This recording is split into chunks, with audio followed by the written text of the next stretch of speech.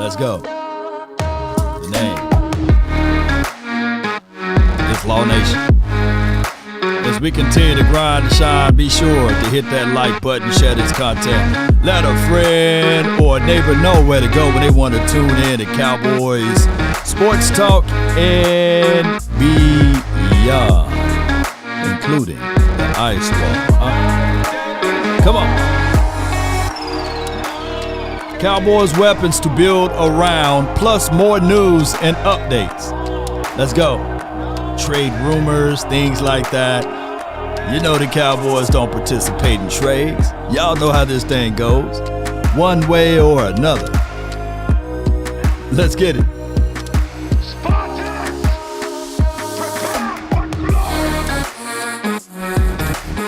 Ain't no party like a Cowboy party. What about a Law Nation groove? Come on. A party. What about a Law Nation? Mama said there'll be days just like this. Come on. Mic check 1.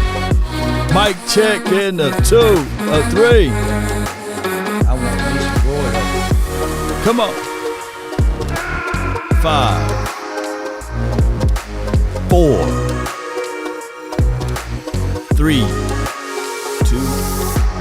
1.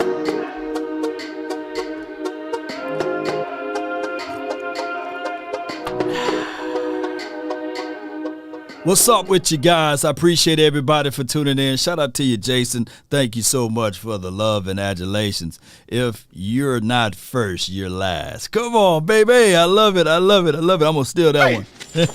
Stop! If you're not first, you're last. Hey, do me a huge favor. There's your shared icon. Be sure to share this content to everyone around the world so that we can continue to grow. I really appreciate you guys so much for holding me down and keeping me all up during these last, 4 or 5 days I've been off. And I appreciate everybody for tuning in. All right, so the news. Yesterday, while I was live, the news of the official franchise tagging upon Tony Pollard, right?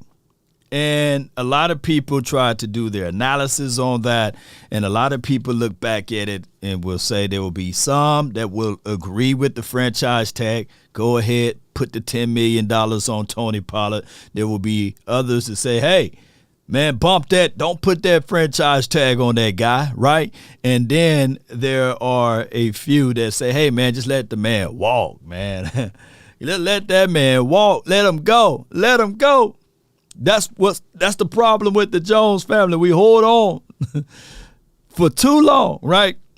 So my thoughts of it all would be I'm in the middle of it. I think that the Cowboys should have signed an agreement with Tony Pollard last season. We had the plantar fasciitis, what have you. They should have met him at the table and said, hey, we really like you. We would refuse to let you play at the end of life of your contract. Let's go ahead and extend you then. And then we wouldn't be talking about $10 million going down the drain. Because that $10 million, because the two parties don't agree with each other, right? According to the reports.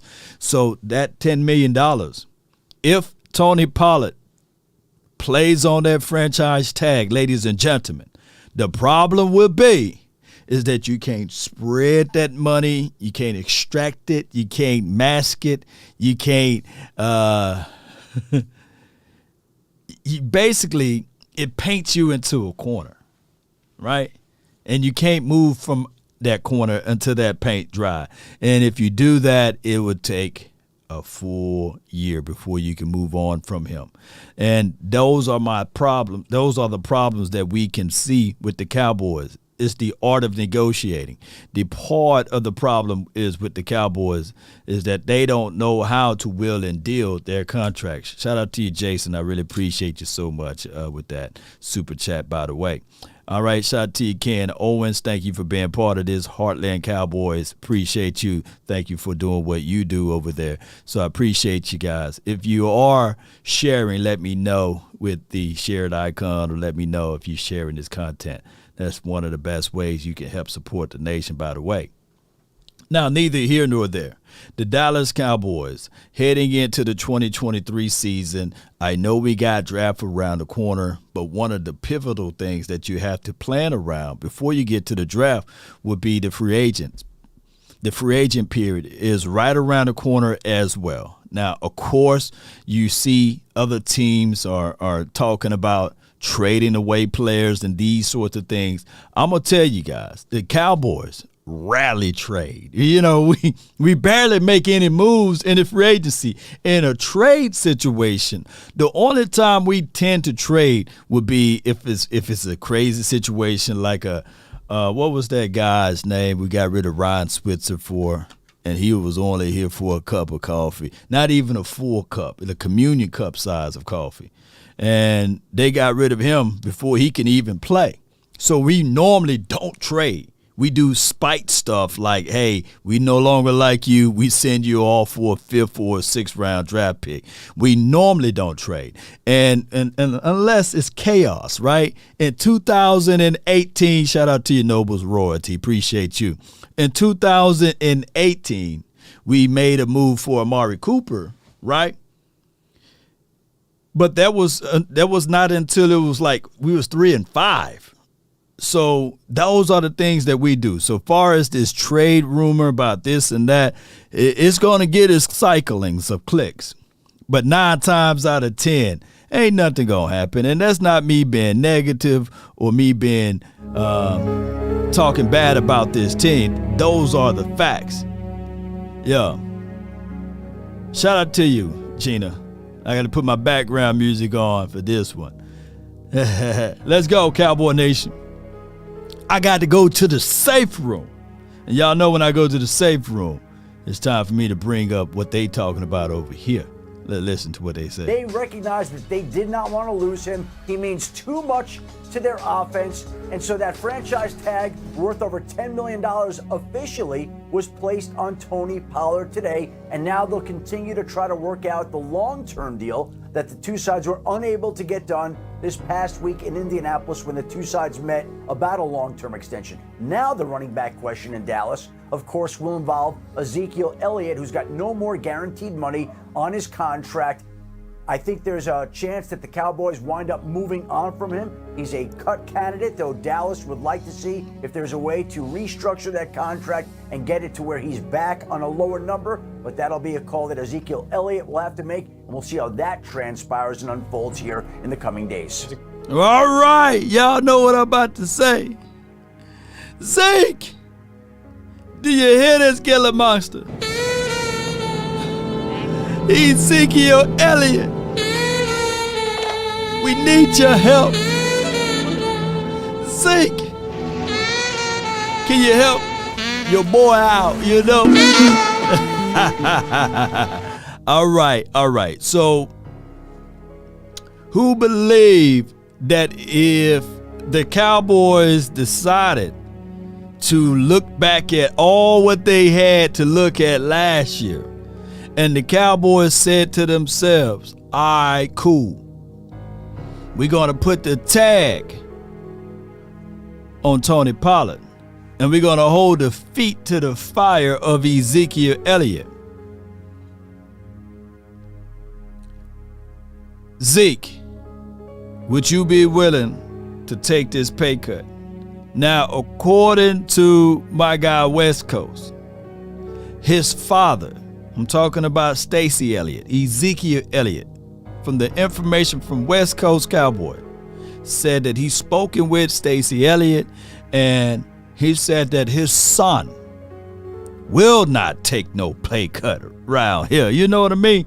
And that was a couple of weeks ago. Now, temperature of the waters could change. Do you guys believe Ezekiel Elliott will take a pay cut? Do y'all believe he will? Let me know. I need to know right now in the chat for those who watching, because I think that at this point, by him not having the no trade, by him having the no trade clause on his contract, right? The no trade clause on his contract. Give me 1 second. Let me pull this up, because I gotta make sure I see it from another angle. Gotta have my information together. There we go. Well, auto like, appreciate you, Reggie. I would not. Yeah. Boom. No clue. Just from Jeff. Gina. Somebody says Noble says yes, Dad. Bye Zeke. Dwayne McBride. UAB inserted. You know, McBride can't run that rock, can't tote that thing. I'm reading y'all comments. Jamal Blunt said, yeah, pay cut time. No restructure. Yes. If not, let him walk. This is from Mark. Pollard was too light on the 1 yard line. This is from Reggie. Bowser Senior. Cali stand up. Bye Zeke. This is from Outlaw. So the consensus from the people that's watching, a lot of people said no, he would not take the pay cut. And a lot of people said let him walk, according to the people that's watching now. Now, my thing is, and my thoughts with all of this, Cowboy Nation, we're heading into 2023 season. Before you get rid of, and this is my stance on Ezekiel Elliott for a long time now, since I've been talking about this, make sure you replenish. Don't cut your nose off to spite your face. Have you heard of that before? Don't cut your legs off from under you. You know, here's the thing. We don't know what the draft is, the unknown. Of course, you can look what other teams been doing. And of course, Zeke been here for 7 years now, and we can all argue and say, hey, man, with him, you don't win the Super Bowl. Without him, you might not win the Super Bowl. What's the difference, Law?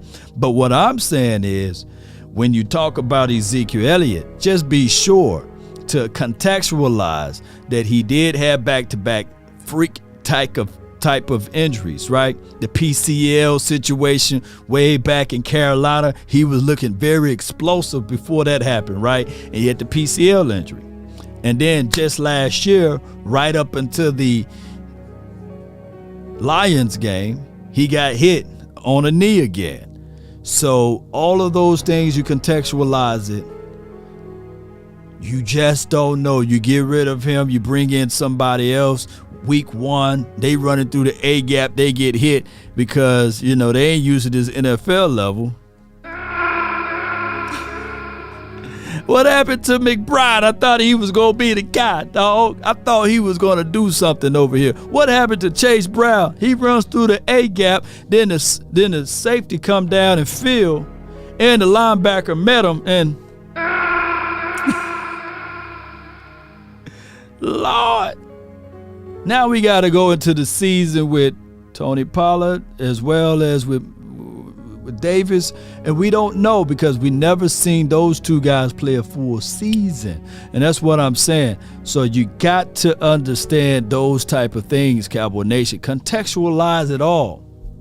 I'm not saying you keep Ezekiel Elliott just for those things, but just in case, whoever you draft, make sure that they can replenish. Make sure that they got a good bill of health and all of those things. They can take the sure criticism and everything else that comes with the Cowboys territory. And on top of that, we talking about blocking too. Just make sure that they are able and eligible to block, whoever it may be. But Law, I don't want to pay $16 million to a guy that can block. I need for a guy to just do his job. Yes, I agree with that. But it's easier said than done. I got another super chat. Appreciate you so much. Kevin says, Law Nation, would you try to trade Zeke to get Derrick Henry if he was available? The answer is you can't trade Ezekiel Elliott. There's a no trade clause on the contract. So even if situation is just this, and say Derrick Henry made a tweet out and said, I would love to come to the Cowboys for Ezekiel Elliott. Even if he tweet that, out, which I doubt it, he would do something like that. The answer would be no.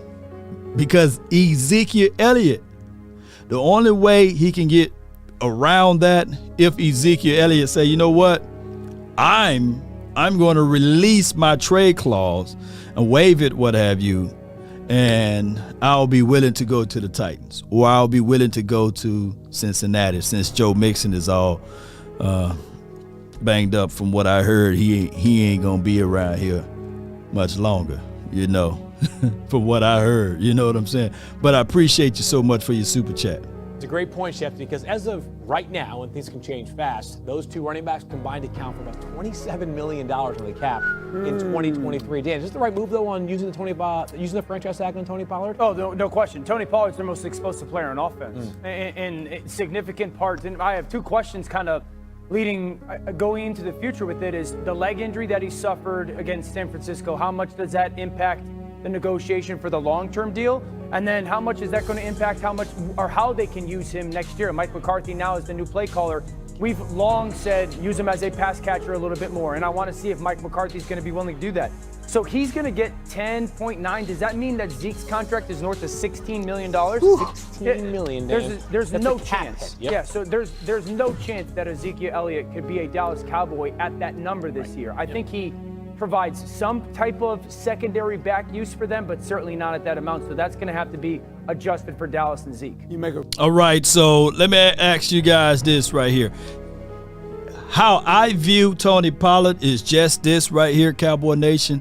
I truly look at him not just as a running back. I look at Tony Pollard as a weapon, a specialized weapon, a situation whereas you yourself can see that the guy got burst, he got acceleration, he can catch out of the backfield. Now, when you think about it, you can argue that maybe, just maybe, Kellen Moore didn't see those things, or Kellen Moore didn't know how to utilize Tony Pollard to that degree of using him. Look, how many of you guys said this right here? Tony Pollard in the right system could have been used and utilized like a Deebo Samuel. How many people said that in the chat? How many people said that? You can utilize Tony Pollard like a Deebo Samuel. And if you can see that, if you can see those type of things, because coming out of Memphis, he was a slot wide receiver, right? Jamal said he did. Noble said, said the same. So how many times did we see Tony Pollard being utilized and used like a Deebo Samuel? Probably within the last 4 years, you can count on your hand, right? Maybe 2 to 3 times he was utilizing that space. Now, he is a guy that also can bounce it to the outside, can take it the distance. We can go back to the wheel route that he caught even against the Minnesota Vikings last season, right? His ability to catch is phenomenal. We've seen what he's able to do off of pump returns and kick returns. And to me, the Cowboys, from their mindset from Kellen Moore, didn't know how to do that. Like, if I'm an offensive coordinator, my number one goal would be, hey, let me utilize this guy in space. Let me figure out on a toss play. Let me get him some workable room. Let me see if I can get him on the end around. Let me see if I can line him up inside the slot, do a shallow drag. Let me see if I can get him on a slant. Let me see if I can utilize him in the backfield in conjunction with our tight ends. I need to utilize him more and more in those type of lights. But what happened here is that Tony Pollard was never used to that max capable ability. So what we're looking back now at Tony Pollard, we would sit back and say, all right, well, we got rid of the offensive coordinator who came out last year, said that he had troubles doing these things right here, utilizing his explosive weapons. He said it out of his mouth. It was right before the start of the season last year. He said he need to work on improving on getting the ball and creating plays for his specialized weapons. And that was for CeeDee Lamb. And the reason why we bringing this up, and I know it's old news, but it's relevant because he said that. So what we're thinking back now and we're looking at it, yeah, he had troubles and issues using CeeDee Lamb in 2021. In 2022, he was utilized more, right? He had troubles and issues of using Tony Pollard in 2021. And we all know that. So now we're looking at it like, all right, we got Brian Schottenheimer in here. We got Mike McCarthy. He's going to be the guy that's going to call up the plays. But the problem is you got to pay the horse now. You got to pay the horse. And you already paid the other horse, Ezekiel Elliott. Something got to give, unfortunately. And I'm glad I don't have to make that decision. I'm glad I don't. But the Jones family got to. But one thing I know for sure, when I pull up Twitter, and Jordan Schultz, who is a wonderful, wonderful insider for the NFL, Cowboys are not expected to release Neville Gallimore. Sources tell The Score Dallas views the 26-year-old Gallimore as an ascending player and has high hopes for him moving forward. So, and I know that that's a different side of the coin, right? That's on the defensive side. Well, I want to tell you guys, that falls still under the umbrella of WLOG. Y'all said with me, we like our guys. And just as much as they like Neville Gallimore, if they like him, God dog it, they love Ezekiel Elliott. So I truly believe that heading into the 2023 season, they said, you know what? We value Tony Pollard. We like, or excuse me, we love Ezekiel Elliott. It'll be too hard pressed for us to cut him. We're going to figure out a way to eat this $27 million and roll up the sleeves and say, damn it, Mike McCarthy, make it happen. We like our guys now. And that's just what it is. That's what I can see. Now, if there are some news out there,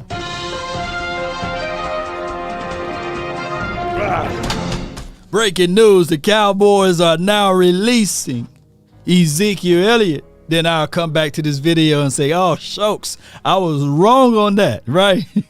But 9 times out of 10, they got rid of Kellen Moore so that they can go back and say, okay, the philosophy just need to be tinkered, not wholesale changes.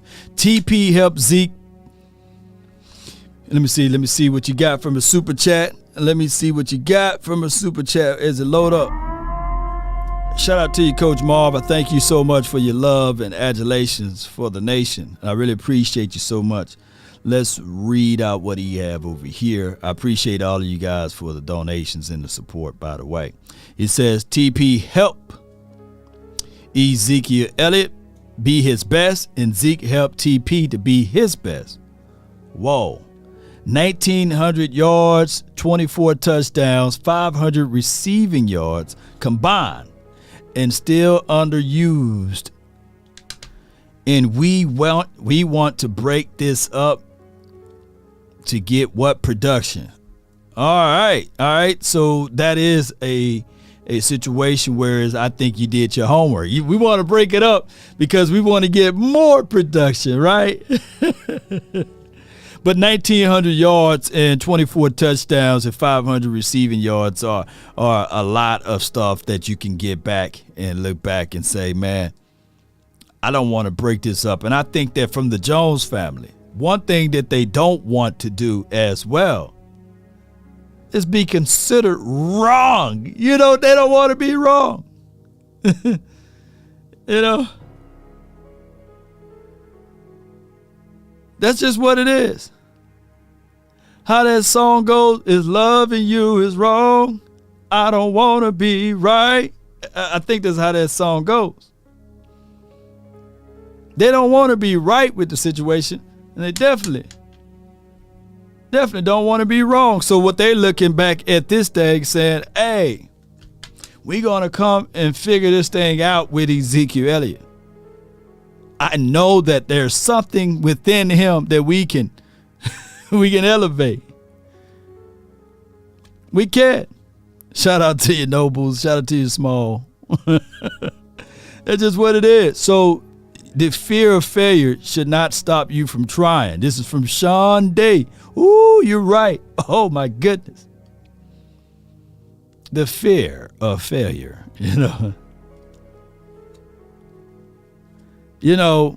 my track coach had this saying on his wall.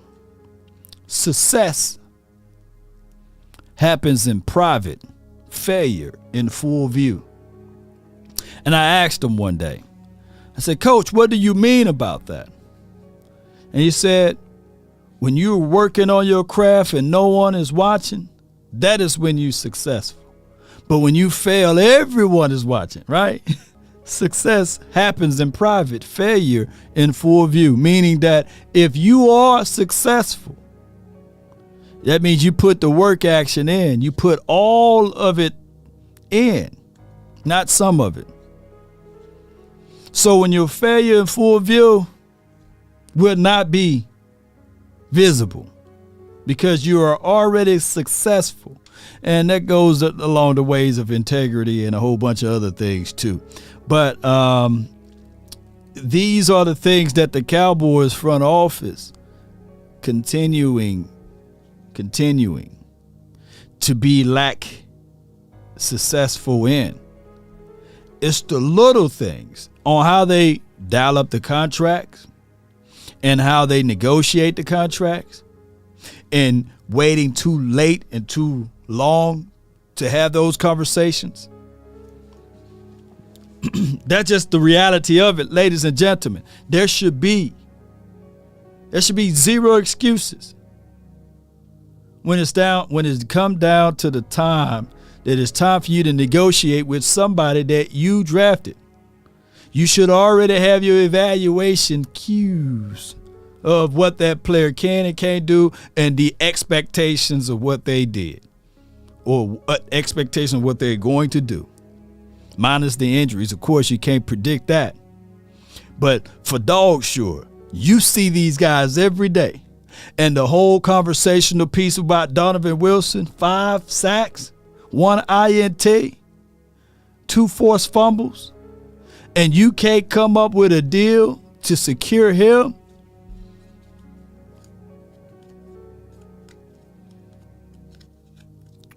Success happens in private, failure in full view. They should have been talking to that kid. Hey, son, we're going to have to talk to you a little bit. We like what you bring to the table. We got real lucky with J-Ron Curse. When your knee got hurt and we had to insert him in, and now he's got paid for the 2-year deal. But we see value in you as well. Nick says, nah, Law, let's be realistic, laughing my A off. We going to get D-Hop, Stephon. Are you talking about Stephon Diggs and Wagner? Jerry going to make that splash this offseason. Cap or no cap? I could put a cap right in there right now. Stop the cap. Stop the cap right now. Stop the cap. That ain't going to happen, dog. That ain't going to happen. And I'm not speaking negatively upon this team. DeAndre Hopkins ain't coming. You know what I'm saying? You can put an E on the end of Hop and you say hope. DeAndre Hope, he's coming. We can hope he's coming. And Stephon Diggs. It could be that Stephon, but it ain't going to be the Stefon. It could be that Stephon. You know, it could be a whole nother Stephon, but it can't be Stephon Diggs. It can probably be a Stephon Washington. You know what I mean?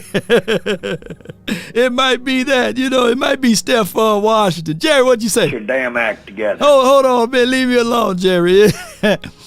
Bobby Wagner may be a guy that we can take a real good look at after the draft, though. to be honest with you, Nick, I really appreciate you, Hey, that's his new name, y'all. Tony. DeAndre Hopkins. DeAndre Hopkins. Here we go. Breaking news, the Dallas Cowboys signed DeAndre Hope. Who is Hope? Who is he? Well, he didn't he didn't play for the Cardinals, man. He played for the XFL or something, But I appreciate you, Nick, man. But Bobby Wagner could be a guy. But I just know how the Cowboys like to move. And if you're gonna get a toy and you're gonna be a good one, they gonna say we're gonna give you one good one. And they say put on your cloak, put on your coat, put on your clothes or what have you, and let's go to the store. It's cold outside. Let's go. And then you go to the store and you think that it's gonna be Toys R Us or something like that as a little child. No, this is R Us Toys. You know what I'm saying? Leon Sandcastle. Those gonna be the guys that we go get. A great point. He is not the back that he used to be, obviously. And when you look at his production, it's been basically in the red zone. When you look at his touchdowns, they were inside the red zone, correct? So I think you're looking at a guy that's at a place. Zeke has got a lot of hits in him. Yeah. When you think about the Dallas Cowboys, they need to draft a running back. Well, I think it also, this coach, do you want to take the X amount of dollars that you would save and not paying Ezekiel Elliott and use it our receiver, right? We all believe that they need some kind of a receiver. Receiver and running back. They need another runner. Yeah. Because look, you just mentioned Pollard's coming off injury. Right. So they need another runner. That's a good point. Can't go into him week one bell cow type stuff. No, cannot. And All right, ladies and gentlemen, how long we've been saying we need NEED, another wide receiver.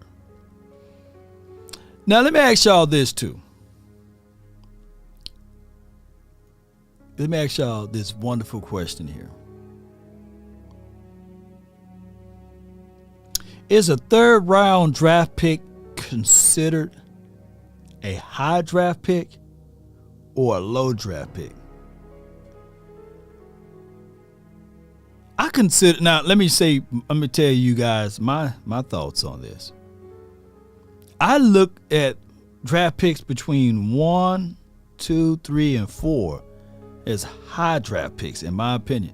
There are more Hall of Famers that was drafted in the second and third round than any other round in the National Football League, believe it or not. But I consider even like the early fourth round draft picks as good draft picks. 1 through 3 is a high. Holly, yeah. JP says, yeah, high. Jay Worthy, right. So, usage. We utilize, let's look back at our last 2 years. Let's look back at it. Who was our first round draft pick? And I know the answer, but I want you guys to spill it. In 2021, who was our first round draft pick? Put his name down there. Put his name down there. And was he utilized? Yes, he was utilized. Who was our second round pick in 2021? And was he utilized? Put his name down in the chat. I know his name, but I want to know. Do you guys know? And was he utilized? No, he wasn't utilized. And in 2020-21, who was our third round draft pick? And was he utilized? I need to know. Look, we ain't going J.P. Perry. Are you kidding are you related to the other Perry? But let me know, Cowboy Nation. Who was our 3rd round draft pick in 2021? And was he utilized? This is look, I'm grading y'all. I'm grading y'all. I see y'all got some good answers or what have you. You know. Who's our 3rd round draft pick? Cox. So we're going to go back to 2021. 1 out of the 3 guys were utilized in the 2021 draft situation, right? What happened to my music? Let me play my music again. Come on, play it again. Yeah, I got to be in deep thoughts over here in the safe room. All right, so let's go back to last year. Ladies and gentlemen, I love y'all so much. Was our 1st round pick in 2022 utilized? Yes or no?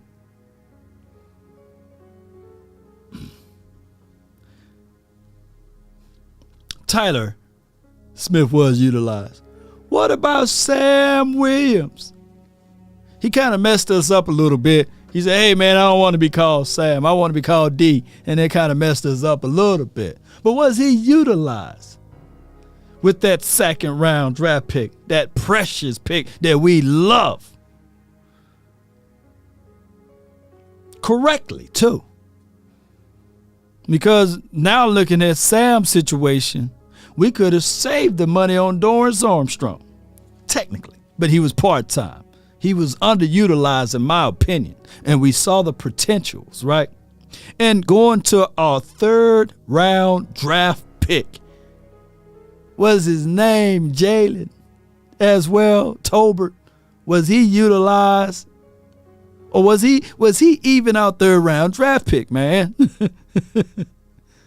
So what I'm trying to say here, ladies and gentlemen, we talk about these picks 1 through 3 as value pick. And I know that can be crass because now you can start utilizing Kelvin Joseph, and now you can probably start utilizing Sam Williams. Now you can probably start utilizing Jalen Tolbert, Osa, etc. You can start utilizing those boys.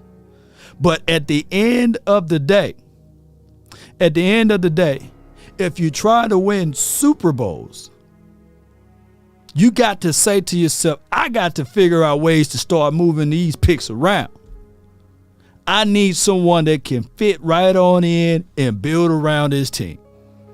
I can't be sitting here waiting for whatever Kelvin Joseph issues and problems he going through, right? For him to get right, because technically we don't know who Jalen Tolbert is. We don't know who Kelvin Joseph is. And we still scratching our head to see whether or not can Sam Williams play a full 17 weeks without getting in trouble, not speed racing, a whole bunch of other things, right? So my thing is, Cowboy Nation, in order for this team to really get to where they're going and about winning those Super Bowls, they got to give it up a little bit. And I'm talking about maybe in the 2nd and 3rd round, you start saying, if DeAndre Hopkins, if the Cards want a 2nd round draft pick for him, then what you waiting for? Because the historical data shows and support what Law just said. We don't even know how to use our earlier draft picks. We know how to use our late round draft picks, those 5th and 6th round draft picks, right, for this team. And we know how to use our 1st round draft pick. I'm going to put that on the table. We know how to use that first. But it's something to do with that 2nd and 3rd round draft pick that sometimes fall in that foggy spot, that we've been having issues with. And look, somebody says, screw these picks. There's Halle. Screw these picks. Trade for the man for a proven deal. There's a known commodity in the unknown. But what I'm trying to say here is that we've been talking about we needing a wide receiver for many a moons now. We need wide receivers. We need wide receivers. And I know I can hear somebody saying right now, Lord, are you saying why you ain't saying we need a quarterback? Lord, why you ain't mention the quarterback? Lord. Appreciate you, Jay Worthy. Appreciate you. Thank you so much for tuning in. Lord, I'm giving that second round up ASAP for what I know, right? Yeah, the other part of it, you got to pay the person. And we got a guy that's really... Thief! Stop! Thief! Come back, thief! Let's go with it. Appreciate y'all, man, so much. Part of what made them both successful, Zeke and Tony Pollard last year, was the balance. But Lewis, let's turn to you for what more you believe needs to happen in Dallas this offseason, specific to the running back position. Yeah, there's no question that depth is necessary. And I think they need a certain style of depth, too. They don't need a plotter at running back. They need big speed, okay? Not a sub 200-pound guy, but someone 210, 215. Like, think about Deneric Prince from Tulsa, who goes about 6'2", 215, runs sub 4.5, runs in the 4.4s. They need that kind of guy to go with Pollard. Because, look, what did Mike McCarthy say now that he is taking over the play calling? Whether you like it or not. Run the ball! What did he say? I want to run the football more. Hopefully he means we want to be more efficient running the football. I get that. But you know what coaches do sometimes. They're not always true to their word. Although I love Mike, don't get me wrong. But they need big speed. They need explosive playmaking at the running back position to go along with Tony, because that's what we all love about Pollard.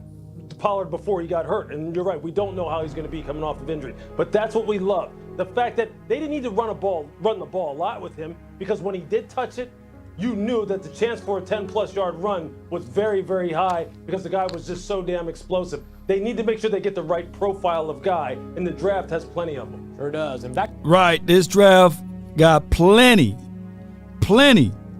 of people that you can look back at and say, okay, I'm going to insert said player. Now, our problem was with the run. Now, granted, shout out to Coach Marv with the 1,900 yards worth of production, the 24 touchdowns, and 500 yards receiving. But a lot of those yards from the rushing aspect came from just by chance. Just by chance. We were running those balls. Pause. Let me see. Just by chance we were running. We were running, baby. There were no rule of thumb on how and why we run. There were no, design scheme to say, hey, I'm going to run to set up, to open up the play action, right? So that we can utilize the safety that's on the top of the roof to come down to field. And we're going to take advantages of that weak spot that's on the field and throw it there where the safety that came down the field. There were none of those things going on in the Cowboys land. I would say it goes all the way back to 2016. They had a scheme set up for Dak Prescott. Why? They was like, shoot, we got to fool around and yank the veteran quarterback, Tony Romo, because he's out, and insert this young guy that pretty much we're going to have to implement college-style football. And we can see that those things can work. Let me make it easy for my quarterback to have one or two reads, and I know I get it. For those, put that butter knife down. Put it down. Don't shank me with that butter knife. For those who say, well, hey, you paying this guy $40 million. Why he can't X, Y, and Z? No, that's not the case nor the scenario. Just because you pay high dollar amount for F-150, that doesn't mean that it's going to do things that a Ferrari does. Or just because you pay high dollar amounts for the car, like a Ferrari or Porsche or what have you, doesn't mean that all of a sudden it better do things that the truck do. You got to start building a team that can finesse what your team can do. And you can't change it up week to week. And that's been the situation. Understanding that the Cowboys been trying to do. Force something to be something that is not. Right? Old folks say this, just because you put wings on a pig doesn't mean that it will fly.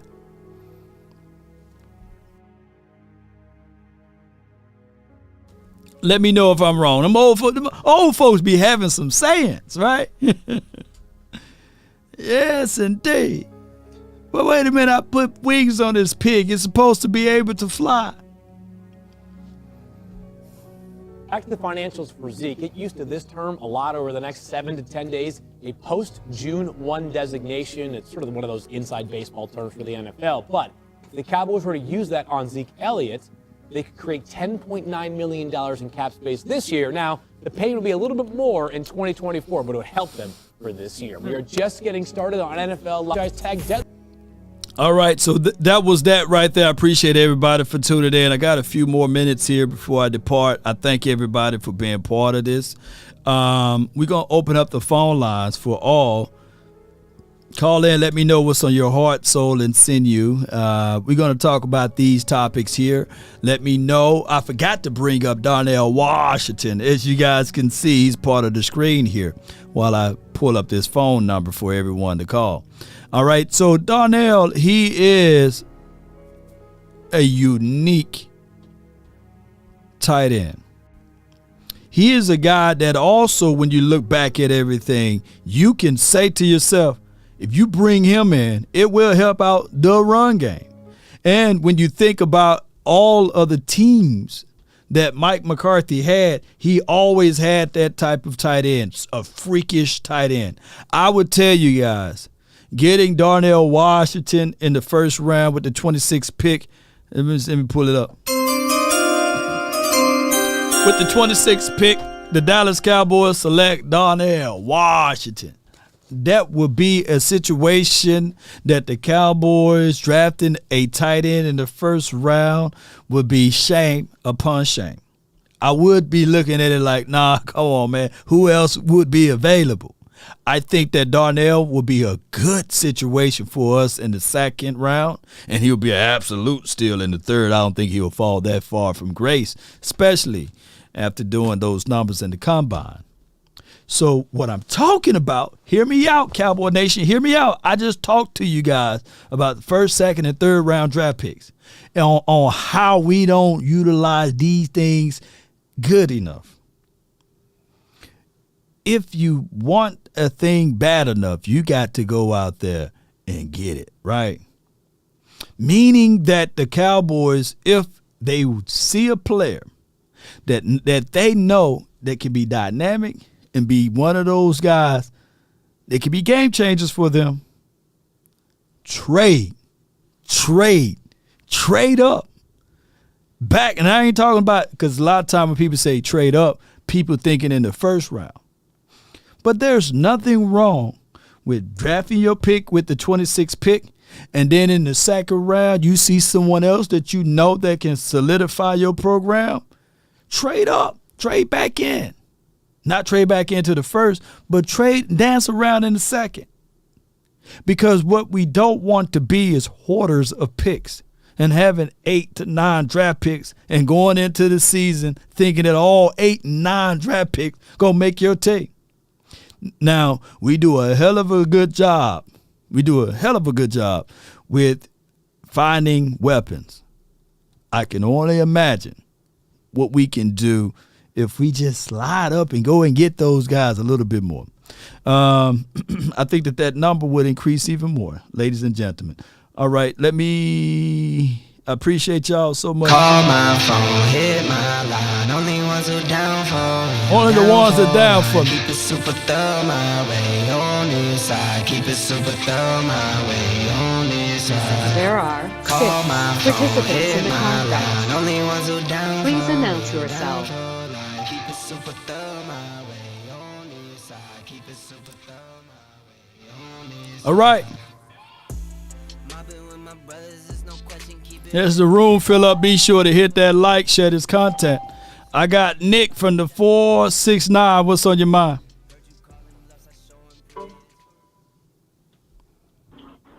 What up, Law? What up, man? Talk to me. I'm just telling you, Law. Jerry gonna make that big splash. He gonna pick. Trayvon. He recruiting his brother. Right. Stephon unfollowed the Bills, follow the Cowboys. Mm-hmm. He on his way, on a flight right now. Jerry's private jet, sitting down for a cup of coffee. Man, I don't want to be like that dude on Ray's Boom Boom Room, like breaking it up. But man, dude, right now, you got me. Like when I read the article, right, and then I went back and watched the Instagram stuff. I said, yeah. And then the mom, the mom probably want those boys to be at one location, because I know how moms work, man. My mom was trying to get my brother to move to Dallas, and he's a diehard Niner fan. He like, nah, but that would make things easier, right? Going to one spot, watching one team, and not having your heart split. But that ain't happening, dog. Come on, man. I hate to be that. It ain't happening. Hey, we can wish. We can wish. Dream, but they ain't gonna break the bank. They ain't gonna break the bank. But no, I was just thinking. So you think, man? I like Darnell Washington, but we already drafted Hendershot Ferguson last year. Right. I think they would be. Especially Ferguson. I think he has the athletic ability, acrobats. I mean, you've seen him hop over. When he hurdled that one dude last year. I mean, I don't know. Darnell Washington probably would do that, but I think since he's already solidified on a rookie contract, no reason to bring in another tight end, even though he's a big boy. I mean, day one, Darnell blocks better than Jake Ferguson and Peyton Hendershot. That dude, he's a hell of a blocker. Look, the tight end's the extension of your offensive line, so we can go back to Big 12 looks, and then we can finesse that 13 personnel that Kellen Moore kind of showed a little bit. You can finesse it now, and I'm not sleeping on Sean McEwen, but there's a reason why he can barely find the field, right? So that Darnell Washington, I like what he brings to the table, but I don't like him to the degree of 26 pick though. I think that you can. Yeah. I think he may fall a little bit, You think he would be like another Kyle Pitts, though? If you were to draft him, because Kyle Pitts hasn't really done much, and everybody thought he was fixing to be the next superstar coming out of Atlanta.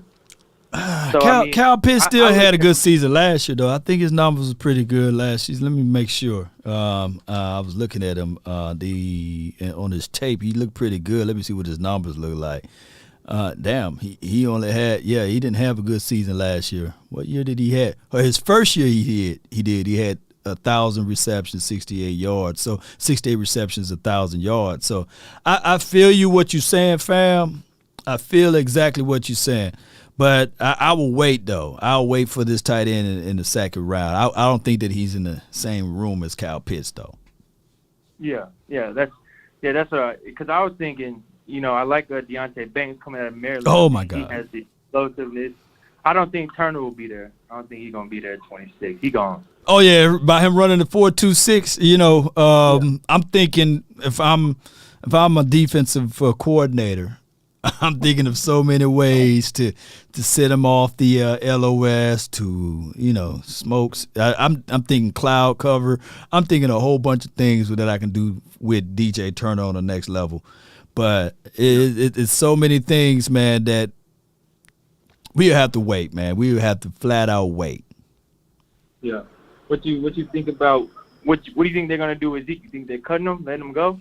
I think franchise CP? I think that what they're gonna do with Ezekiel Elliott, they're gonna present it to him and say, hey, these are the options. Either we can cut bait with you and let you test the market, kind of early, kind of like what they did with La'el Collins, or, Ezekiel Elliott and his camp, they can negotiate the money and say, okay, we would take less, right? Or Zeke and his people were going to be like, look, man, we gave y'all, blood, sweat, and tears, man. We gave y'all a good 6 years, man.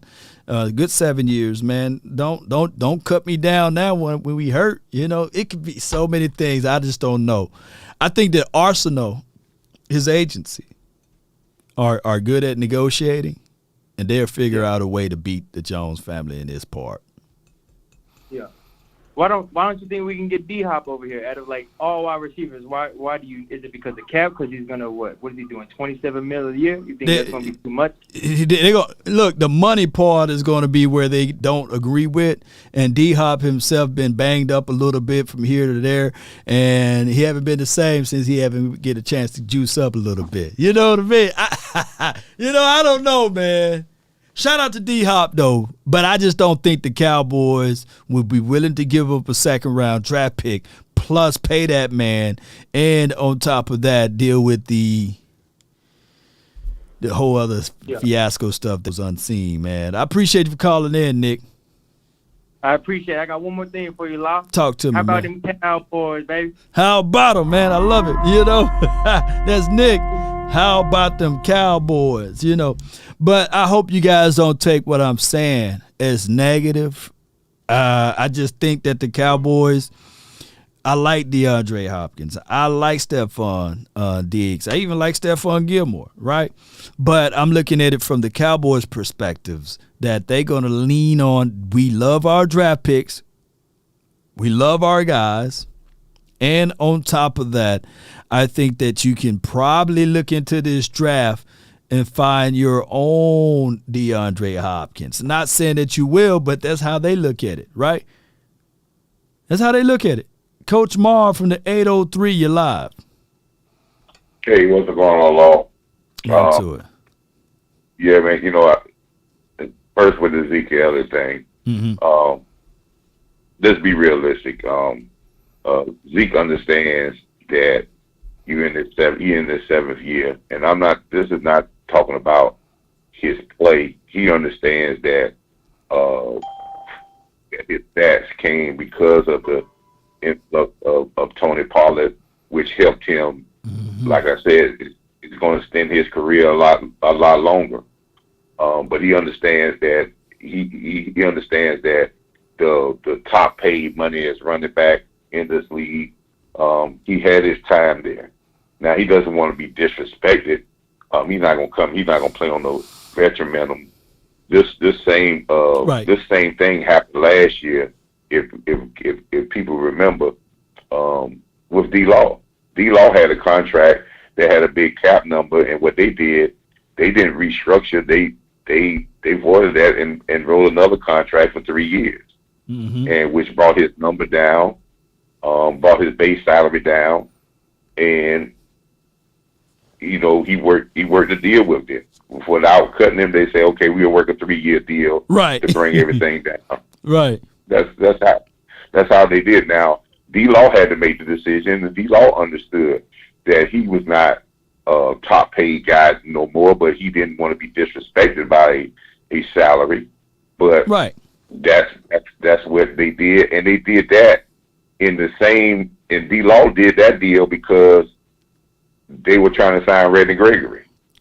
They did. That's what that purpose came about.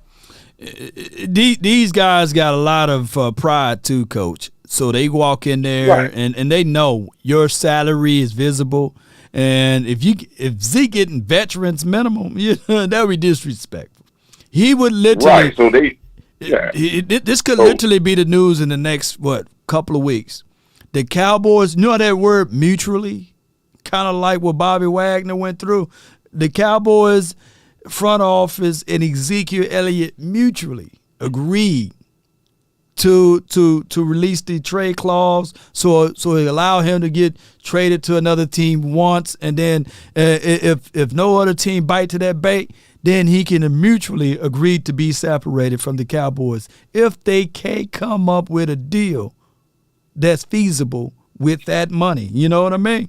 That can flat out happen. Well, but let's think about it now. A lot of people want to say what we are saving, but that money that they do it's got to be post June, and you're only gonna get a portion of that money. And then you're gonna get a portion of it later. So the Cowboys got deemed to say, okay, the portion that we get now, is that really gonna help? Is going to be that much to be able to do something big?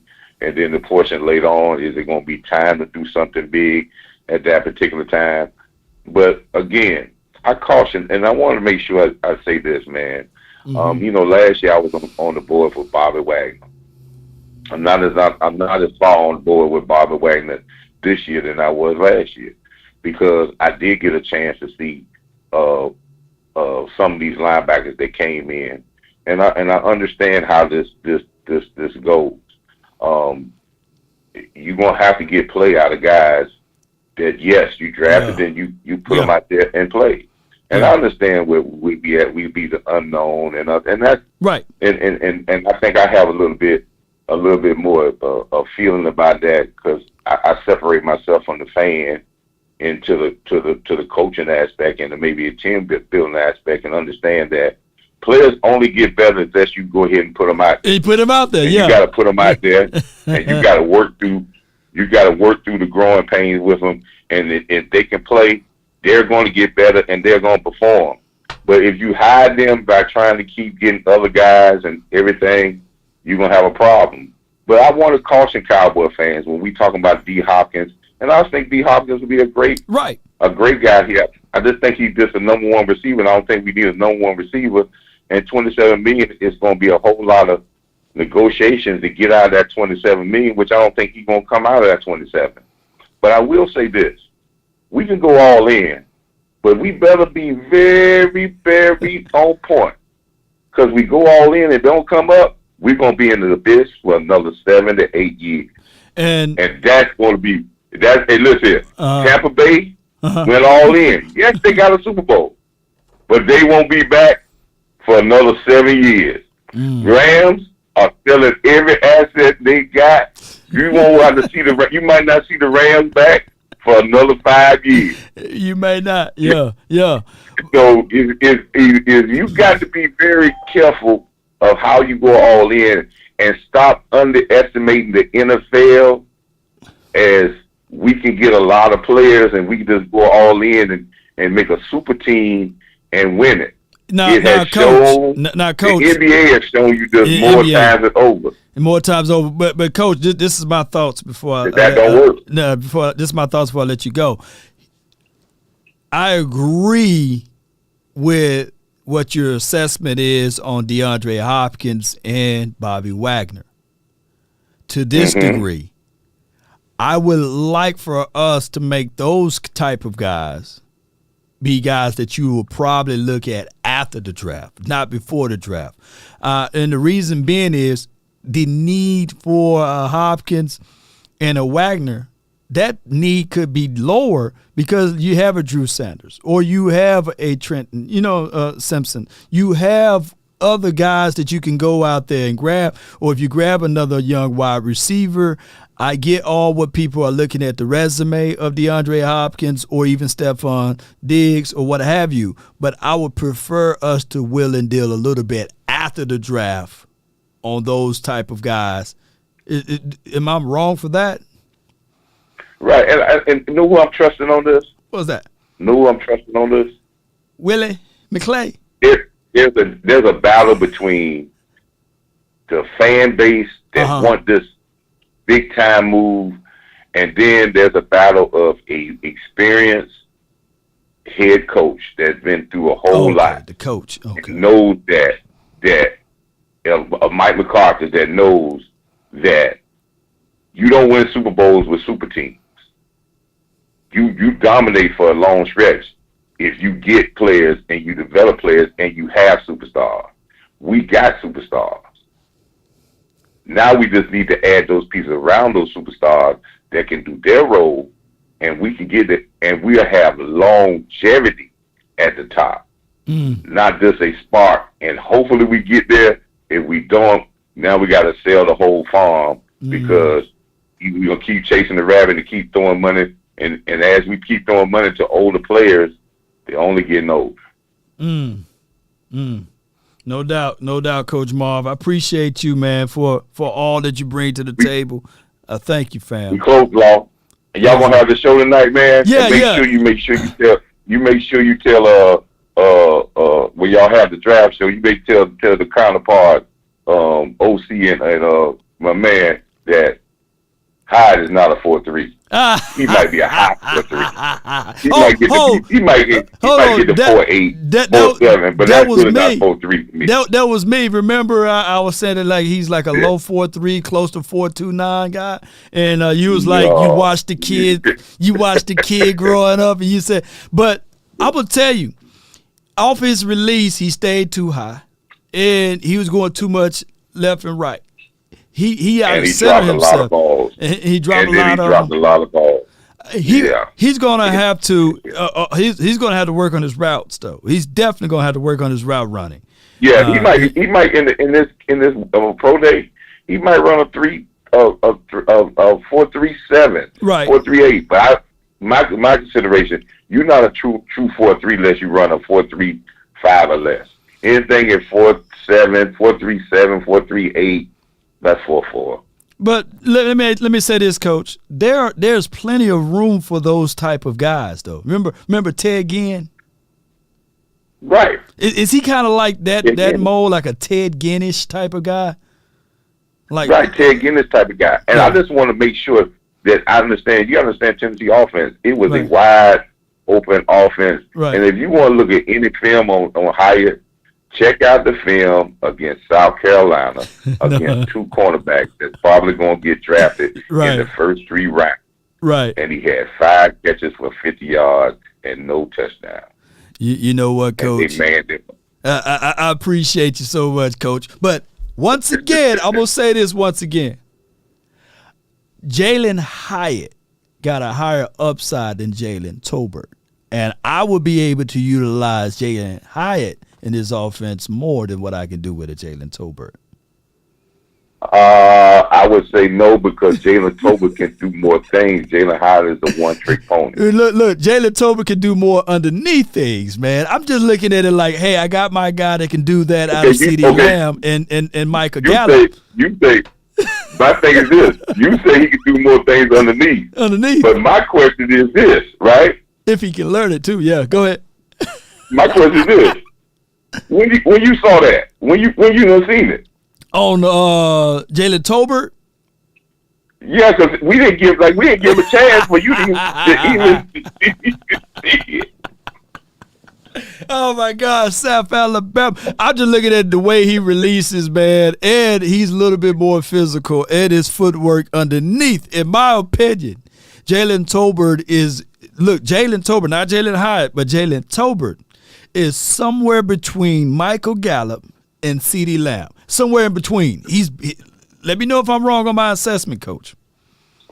I would say that, and I think in utilizing his role, I'm not neither one of these guys going to be a dominant receiver, but yes, in their roles, they could probably be very good in their roles. I'll take it very quick, Law. Donovan Wilson. Until Donovan Wilson really got on the field, which I think Donovan Wilson might be gone because I think his placement is already in the building. Anyway, and Bell and Cox. Anyway, but until Donovan Wilson got on the field and we went through the growing pains with Donovan Wilson and let him play, he matured into a good player. We got players like that on this team. We just have to take the Band-Aid off and go and let them go through their growing pains. If Jay Lou would have never got hurt, we may have never known that Bland can really play. Yeah. Let me ask you this, though. One more thing, Coach. I know I'm keeping you long, man, like one of those. Send the collection plate around one more time, y'all. And look, it's a quick question. Yes or no question. Can Kelvin Joseph play? I think Kelvin Joseph can play because for what I've seen, and when you look at him, I don't judge him on touchdowns and giving up. I judge him on the totality of his game because I understand all cornerbacks don't get touchdowns caught on them. Right. That's the nature of the job. That's the nature of the job. But if you're there, there's very, very few touchdowns that Kelvin Joseph has gotten, and there has been some, but there have been very few that he got caught on him that he wasn't right there. Yeah. He was right there on a lot of them that got caught him. But then there's some he wasn't there at all. But I have to understand the young people mind. A kid that went through what he went through, he got a short leash on him. That means he got to be at Every listen here. If I'm a Cowboy organization, every time I cut the lights on at the complex, there should be a shadow of Boss Man Fat in the building. You're right. He don't need to go out and do nothing. I appreciate you, Coach Marv. Appreciate you. Good call from here, man. All right, so he got to be locked in this year. He got to be locked in, and I ain't talking about it in somebody's jail. You know, Kelvin Joseph need to be locked in at the store in Frisco. He don't need to be doing anything else but in that playbook and letting us know why the world we drafted him in the second round. Right? The Cowboys shouldn't be lobbying. Now, if we go get Banks, man, with the 26th pick, then, you know, I'm myself going to be trying to figure out how to shop Kelvin Joseph and to say, hey, you see, he just needed the opportunity. Let's go and give him on another team sometime a breath of fresh air somewhere else. You know, I'll be trying to have that type of storyline. Not saying that Banks coming out of college is just automatically going to be better than all of our DBs, but come on. All right, man, let's go through these callers right here. I got Glenn Law, then I got Uncle Charles, then I got 100 Grand and Jake the Great. And I got to end the show at 12:45. So let's see if we can get all of these guys. And I see you, JV, and 281. But Glenn Law, man, you're live, man. You're live from the 202. Hey, what's good, Law? Thanks for taking the call. I'll probably make this pretty short because I'm not going to sit here and pretend that I know much about the this year's draft class. But regarding Zeke, the way I look at it is at some point there's a breaking point where it's really not about the money. And maybe it's just me, but I'm looking at the carries as being more valuable than the money and the result that he could bring to the table. So I guess my question is, at what point do the carries and does the roster spot outweigh any reduction that Zeke would take? Because you get to a point where you just say, you know what, I think it's just over for the Cowboys to really move forward. And I just think that we're there now, and that I'm just interested in just maybe making Zeke an offer he can't accept so that we can just kind of cut the cord. Am I crazy? Kind of like a disrespectful offer, like, hey, man, we got this veterans minimum on the table, right? And I know Rocky Arsenal. You know, he's not going to – Ezekiel Elliott's agents will not do that. You know, they would not accept that. Sure. They're going to have to figure out a way to put the lipstick on the pig, and it will be the same conversational piece where it's mutually, you know, mutually decided to part ways or what have you. Or think about this. How things are viewable in Dallas is different, viewable elsewhere. Like, it would be totally disrespectful for our organization to announce that they put Ezekiel Elliott on the trading block. But it's quite understandable in Tennessee, right? They putting him on the trading block, Derrick Henry. And I know some people right now, Roll Tide, I know some people right now will cut their pinky off, right, to have Derrick Henry over here. You know what I'm saying? So it's just how the nature and the flow of the Cowboys land and how things are always pumped up and over-analyzed here. So I think that's what's going to happen, though.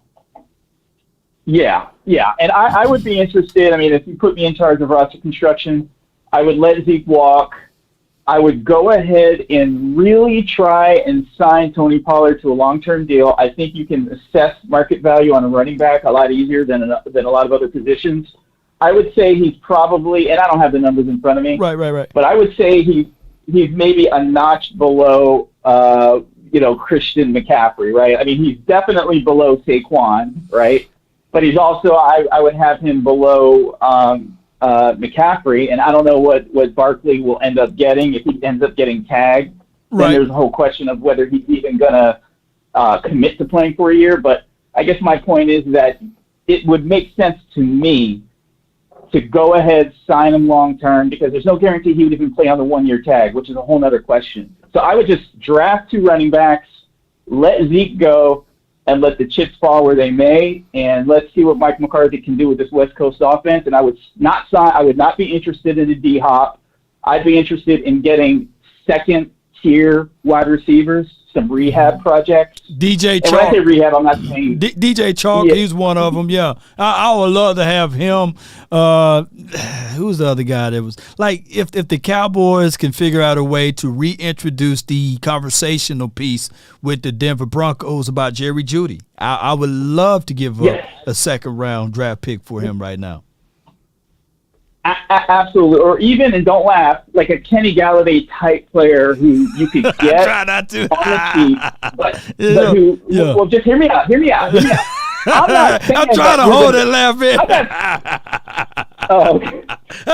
I'm not saying that I'm putting my hopes and dreams on a player like that. My point is that what Mike McCarthy's probably going to be pretty well versed at is getting players who understand the West Coast expectations, knowing that it's all about timing, your route, run after the catch, decent body size, 6'1" type guys, maybe 190, 195, somewhere in that neighborhood, who can take hits but not expected to catch more than maybe even 40, 45, 50 balls, something like that. I think that's where the Cowboys need to do, and then just focus on the draft and protecting Micah. Keep Micah clean. Get the one technique guys in here and other linebackers who can get beat up on the run, and then use Micah as that Swiss Army knife. But that's all I got. Thanks for taking the call. I'll keep listening to the show. No doubt, man. That's Glenn Law, man. Y'all put your hands together for it, man. I try not to laugh, man. It was too hard. Yeah, man. It's one of those things. Whereas when we evaluating this team and seeing who to build around, we know for sure for the 2022 or the 2023 season, you will have my guy Tony Pollard on this team. Okay, that's one guy that we know for sure that we're gonna have. Somebody asked for my Cash App. I have no problems of directing you right to it. Appreciate you so much.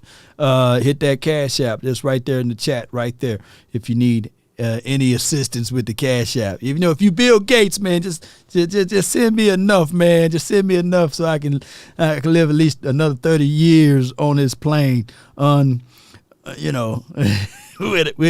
Without any thoughts of money, right? Just send us enough, But I appreciate you, man. Continue to build around the defense. I do know that Parsons, he's a dog, he's an animal, he's a beast. Start next season, because at the end of this year, you can start introducing Parsons to that money. Go ahead and extend him next year. Don't wait too long, Cowboy Nation. Don't let him play on the 2024 year. Extend Michael Parsons at the end of this year. Right? Let's go and get these other callers in. I got the famous Uncle Charles, and then we have Jake the Great. Uncle Charles, you're live, man, from the 205. What's happening, Cowboy Nation? What's up, Law, man? I'm sorry I ain't been able to call y'all, man. My dad been sick, man. Been real sick. He was in the UAB hospital for about 2 weeks. He back at home. He still ain't out of trouble right now. So if you don't mind, would you please tell my Cowboy brothers and sisters put some prayer emojis in the chat for me, because my pops need a little prayer right now. So if you don't mind doing that, I appreciate it, bro. We got you. It's already done. Now we praying all the way. Yeah, we praying yes, sir. for him. Yes, indeed. Man, I appreciate it, man. Let me just say this. Usually I pop off, but then again, the only way I can only be me. Let me just say this. Be you. Oh, when I enjoy the Cowboys, when I really enjoy them? When they're not playing. That's when I really enjoy them. And I really enjoy them when you're talking about them and they're not playing. Let me explain something to you, man. Why do the Cowboys do this? They got an MO now. They got an MO. The deal is, Pollard should have been signed. They should have gave him a deal in the second year of his contract. But you waited till he got all the way to the end of his contract. Then the boy gets hurt. Then all of a sudden now you want to lowball him? Well, we're going to pay a franchise tag. Listen. You don't go, you see a car on the car lot, and you say, okay, it's as is. But then you buy it, and then your ass stop around the corner, and now you're on bricks. The car said as is. That's what it means. That means they don't know what's wrong with it. But you should know what's wrong with it. Let me explain something to you, man. If I was Zeke, I'd be running out of there like the Great Depression, finding me a team to play with, Because I'm telling you, at least you'll get respect somewhere else. The Cowboys do not want to pay nobody no money. We're going to get Stephon Diggs. You don't want to pay Stephon Diggs. Right. We're going to get Odell Beckham. We need Odell Beckham fresh off 2 ACL. That's what you're going to do? Yeah, that's what you're going to do? A lot of people going to come on here, and like I said, whether you love me or not, I love you. It will be my love that will seal your doom. It don't make no difference when you love me or not. I don't give a damn what nobody think of what I'm saying, because it is what it is. You're talking to a man that's fresh out of patience. Fresh out. That's what I'm fresh out of patience. Let me tell you something, man. I had a friend named Funky Tony, and everywhere he went, people came around him. They noticed a smell. He was funky. And then he was so nasty, he was stuck to the door nasty. You know you nasty if you stuck to a door. You know your ass is nasty. Then I give up a lot of things, Long. Sometimes when something don't work for you, you have to try something else. You know I was a bug man for about a year. How in the hell can I go in the house and roaches so big they got goggles on? Really? This is where we going with this? I had to try something else. Let me tell you something, man. The Cowboys is not going to run me crazy. I'm not going to let them put me in a mental hospital. I'm not going to do it. And a lot of people say, well, we don't like what Uncle Charles said. Yeah, you might be right. You don't like what I said. But guess what? That's why you over there and I'm over here and you can't do nothing about it. It's what it is. It's what it is. And all I got to say is that when you give your comments and when you give your shows, and I got to say this to you, Law, and you just don't get enough credit. I'm going to say this. You are one of the best guys on this channel, on this whole YouTube thing, for us covering the Cowboys and contracts and everything, and you do a little bit of film here and there, but you also piece it all together. You know how I know it was. God said, I want 2 of every animal. And what did Noah do? Said, I got the dome now, and let me tell you something. Now, this store is closed at 6. And if you don't be your ass on this boat, bad on you. It's bad on you. And you ain't going to get no ride. And for 30 days and 30 nights it rained. And it washed the earth for sin. And guess what? Noah got off that boat with his animals and got off there with his family. See, we have to be prepared. But we never be prepared, man. We never prepared like that midget jumped me in the store, Law. I didn't know that little summer girl would come around and pack in and headbutt me in my stomach. But then I realized I got on the floor. My ass was being handed to me like Danny DeVito. And then a little popped out of his pocket that was too big for him to carry, and I bit the corner.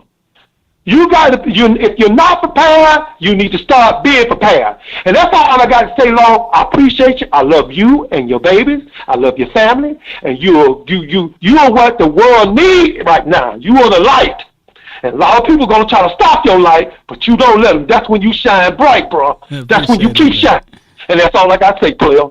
That's Uncle Charles, y'all, man. That's Uncle Charles, man. That's a good call from him, man. Sacrifice. Don't give up the fight. That's Uncle Charles, man. Everything will be all right on any given Sunday, yeah. Depends on you if you win or lose. If you win or lose. You know you got to pay some dues to live on Monday, yeah. Shout out to you, man, Uncle Charles, and man, prayers to your father, man. I know how the father love goes, and we need all of the love we can find out there. And shout out to Nobles Royalty. Thank you for your support so much. Sacrifice, baby. Yes, indeed. Yeah. Oh boy, said the Hodge twins.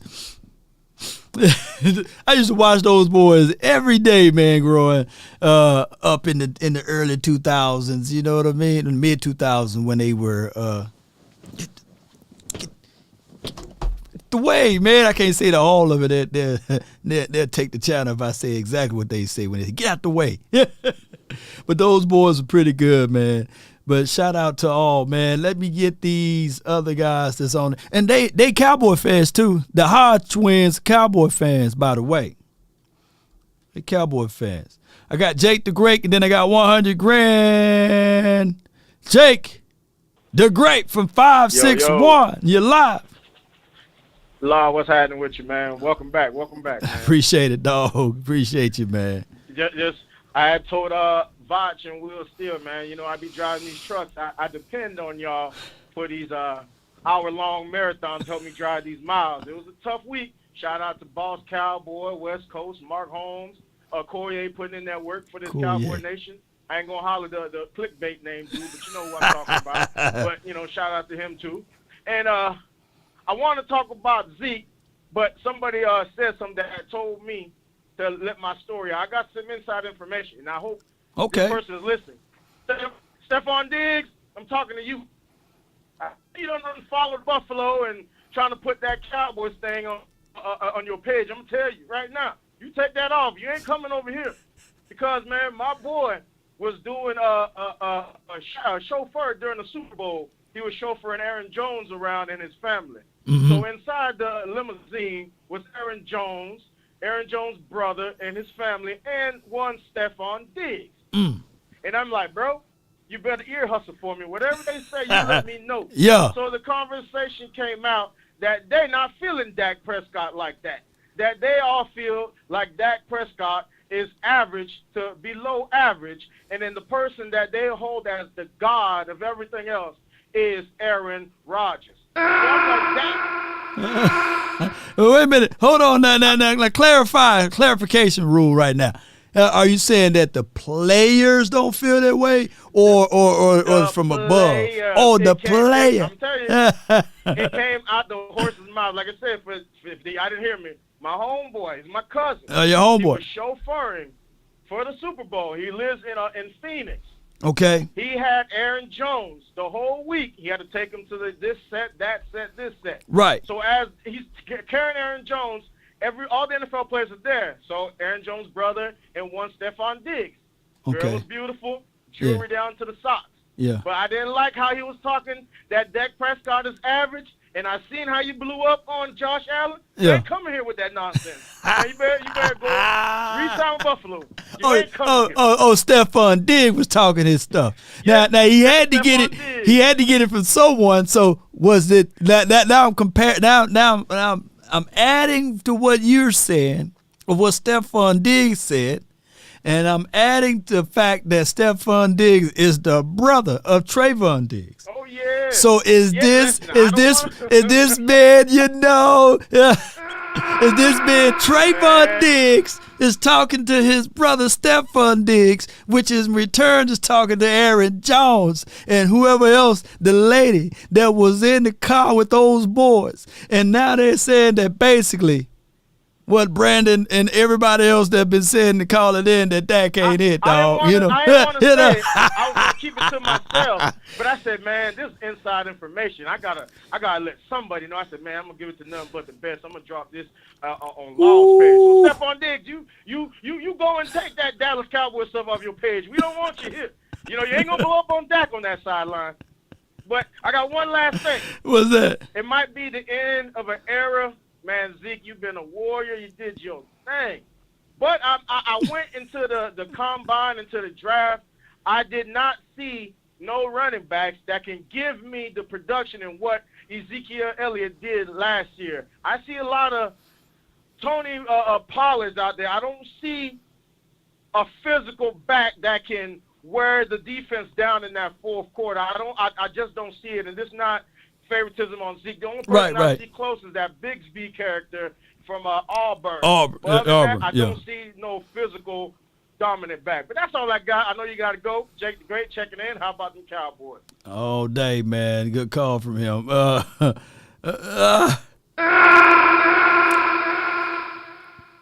Jake delivered the news of how the players feel of Dak Prescott, and a lot of that I'm not going to say that they are wrong about it, right?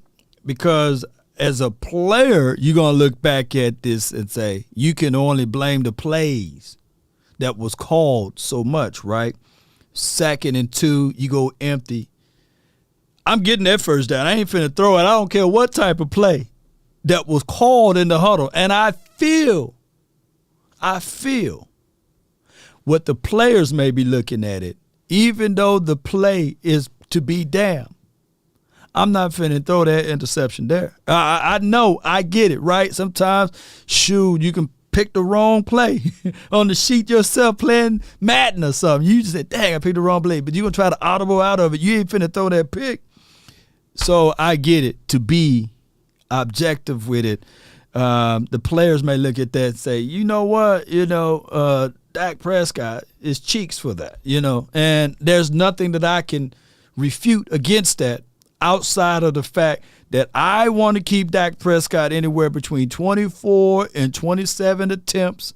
I really want Dak Prescott to be in a unique system, whether it be the West Coast system or a system where we can run the ball to open up the play action for him. That's the same way, ladies and gentlemen, that I felt for my guy Troy Aikman, and that is the same way. And Troy got 3 of them, right? I can't think of a game in the playoffs, that he won without Emmett and the playmaker, right? And his name is the playmaker. So you're going to need weapons around your said quarterback. And that's how I look at it. So don't shank me with the butter knife, y'all. I just don't look at it like Dak Prescott is trash. I don't look at it that way. I look at it like you can win with Dak. I seen Brad Johnson lift up a Lombardi trophy, y'all. And Dak Prescott is way better than him. And in my opinion, Dak Prescott is better than the Big Ben Roethlisberger that lift up that Lombardi trophy. Go back and watch when they won the Super Bowl. He wasn't on that elite spell when he won the Super Bowl. Nick Foles done lifted up a Lombardi trophy. Joe Flacco done lift up a Lombardi trophy. Eli Manning done lift up a Lombardi trophy. And all of those quarterbacks that I just mentioned are not better than Rain Dakota Prescott. But what you guys like to do, not all of y'all, but some of y'all think that the only type of quarterback that can win a Super Bowl would be the Joe Montanas of the world, which is a far stretch. All right, 100 grand with the plan, fam. You live. My God, what's going on, bro? Nothing to it, man. How you feeling? I'm good. I'm in the gym right now listening to you, Okay. Listen, man. Listen here, man. Throwing the 225s around. I feel you, fam. Yeah, you already know. Listen, man. Until Stephen Jones change, man, we're gonna continue to have these problems. Yeah. No other team wait till their players' contracts get near the end and talk about how they need to take a discount and how they, we only got so much pie going on. Oh my Come God, on, man! You shooting yourself in the foot. And then you want to blame the players talking about the money. Come on, man. If you would extend these guys before they contract in, you ain't got to talk about no money. I don't understand. It's like you got to understand. Listen, Jerry and Stephen Jones, this is not. You can't treat the NFL like your regular other business ventures where you want to get the most out that contract, the most out that purchase. You see what I'm saying? So when you run your other business ventures, right, Lord, you want to get the most out what you pay. Yeah, for. you want to get the most out of it, right? Yeah, you want to ride that to the end. You can't do that in the NFL. You can't do that. You can't ride that out and then expect to be successful. No, you might have to re-up before. You might have to cut before. You see what I'm saying? But they are taking that mentality into the NFL and trying to operate in that capacity, along with I want to pay cheap and get more productivity. You can't do that. Right. You can't do that. This is not a business. This is the NFL. You can't operate like that. And until they realize and understand that those two situations can't coexist and you have to operate differently, we're going to continue to be in purgatory. Yes, exactly, man. You laid it out plain and simple for us, man. And 100 grand we seeing the same issues that's happening over and over and over again. And all we want to do is continue to build upon the things that work, not take those things down. And the Cowboys' philosophy been always about the money and taking things down and not continuing to build upon the things. So, yeah, you want to take things rough. down. You want to take things down because you expect I paid such and such a price for this. Yeah. This is supposed to elevate what I have because of what I paid for it. Right. No. Yeah. You've been putting the good gas in the car, but I bet you can't do it with the unleaded, bad gas. You know what I'm saying? Let me put some little water in the gas and then expecting the same results, man. Let me get the 4-cylinder car instead of the 6-cylinder or the 8-cylinder to save money on gas, right? But then you want the 4-cylinder car to do what the 6 and the 8-cylinder car done for you. And that's not going to happen. You still got to build pieces around it. And when it's time to get your oil changed, don't wait till the light cut on. You know what I mean? To change the oil. And that's what we did with Tony Pollard. Exactly. I got hope for this year because I think what they did for Dan Quinn, they're going to do for Mike. I think so too. Oh my gosh, bro. Do your thing, man. Do your thing. You know what I'm saying? That's what thing. I think they're going to do. Do your thing. You the veteran. You the Super Bowl winner. Do your thing. This is your car. Do what you need. That's why when you said about that tight end in the draft, that helps us out in so many ways, Law.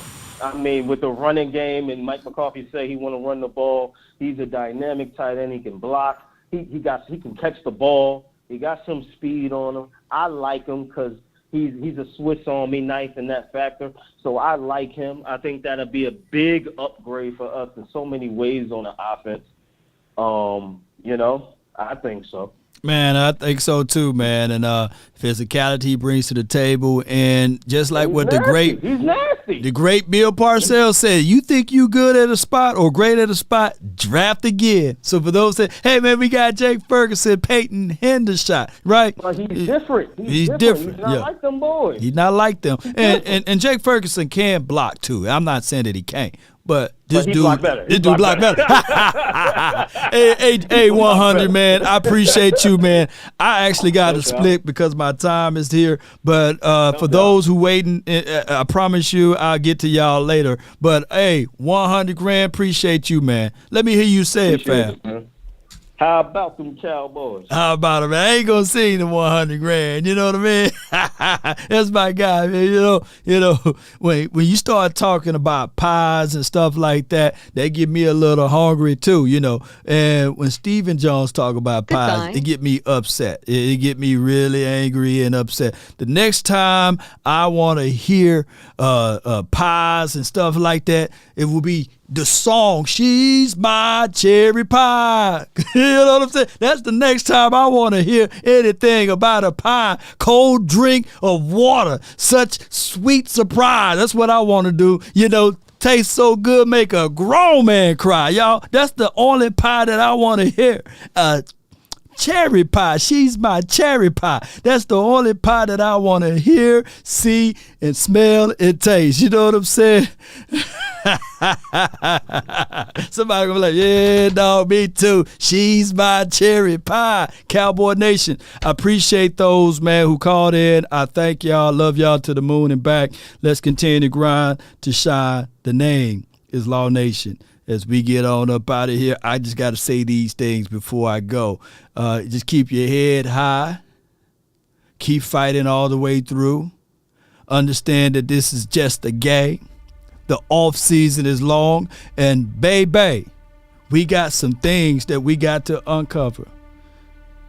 You win, literally, during the off season.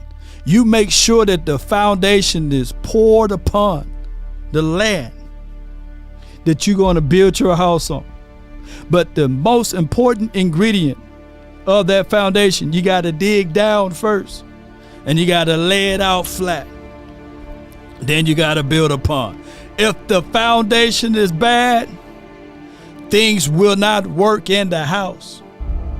The house can still look good, but if the foundation is bad, the plumbing will not work. The doors will not close. But from the outside looking in, we can all say to ourselves, on paper, we got us a Super Bowl caliber team. We got us a playoff contention team. But what will happen if the foundation is bad? If the roof is not on there straight? Cracks all through the house. You can't flush the commode. And the Cowboys just been saying, put a little paint on the front. Let's rig it up a little bit. Let's do it yourself. Those DIY projects is what the Cowboys been doing. And they've been getting by. How many people that you been over to their house and they said that they laid their hardwood floors themselves, and everywhere you walk, you're sliding. It feels like you Andre the Giant. It's crackling. And off of sure strength, you may look at them and say, you did a good job. You did a wonderful job. But when you leave their house, you said, man, that was a terrible job. They didn't lay their wood right. It's shaking. I had to walk on my tiptoes. The house was so dirty, they said, hey, can you pull your shoes off? You're like, I'll be damned. Don't be those type of people. But if you want a thing bad enough to go out there and fight for it, to work day and night for it, to give up your time, your peace, and your sleep, if all of your desires of it makes you quite mad enough that you don't get tired of it, and it makes you all hold everything tawdry and cheap, if life itself seems empty and useless without it, and all that you scheme and dream is about it, if you'll gladly go out there and sweat for it, fret for it, or plan for it, or lose all terror of your mind, if you would simply go after the thing you want with all of your capacity, strength, and sagacity, with faith, hope, and confidence, and stern pertinacity, if neither cold, poverty, or famish, or fame, or sickness of your body or brain can turn you away from the things you want, if dogged and grim and besieged and beset with the help of Almighty Cowboy Nation and everyone under the sound of my voice, guess what? Even you, Jerry Jones, as old and gray as you are, and Stephen Jones, you might be heading to Jerry Jones' way with the slick back. You will be able to get it. Just refocalize your mind to it and let those guys that know how to do it, do it. Don't do it yourself. Baby, that's been my time. I really thank you all for yours. And remember, you're listening to nothing but the best. Go Cowboys.